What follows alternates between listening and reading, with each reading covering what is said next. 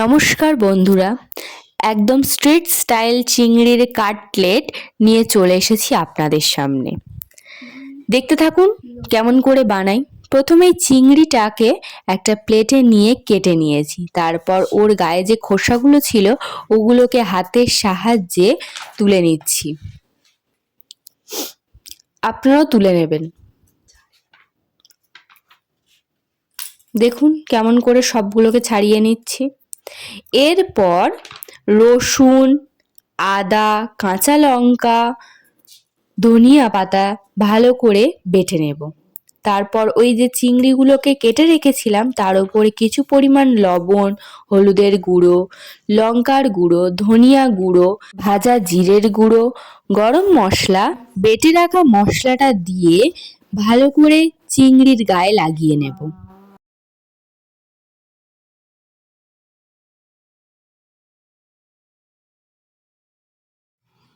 মেখে নেওয়া হয়ে গেলে এটাকে 10 মিনিটের জন্য রেস্টে রাখতে হবে।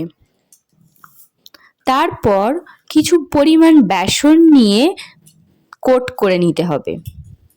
একে একে আমি ওগুলোকে কোট করে নিচ্ছি।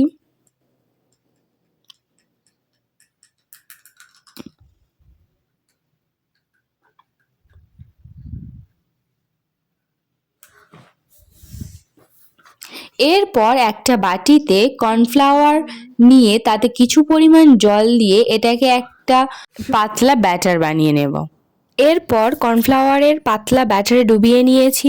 তারপর আগে থেকে গ্রেট করে রাখা ব্রেডের ওপরও ভালো করে ডুবিয়ে কোট করে নিয়ে একটা প্লেটে রাখলাম। সবগুলোকে একে একে ওইরকমভাবে করে নিয়েছি। তারপর গ্যাসটাকে অন করে কড়াইতে কিছু পরিমাণ তেল দিয়ে তেলটা হিট হয়ে গেলে তার ভিতরে একে একে ওই চিংড়িগুলোকে ছেড়ে দিয়েছি। আস্তে আস্তে এটা লাল লাল হয়ে গেলে এটাকে উল্টে পাল্টে নেব।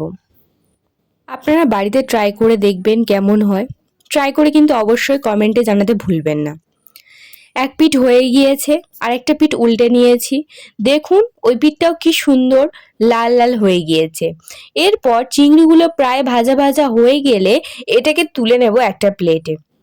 এটা খুব সুন্দর খেতে হয়েছে আর মুচমুচেও হয়েছে। এটা আমি পেঁয়াজ আর সস দিয়ে সার্ভ করেছি। কেমন লাগলো কমেন্টে জানাতে ভুলবেন না।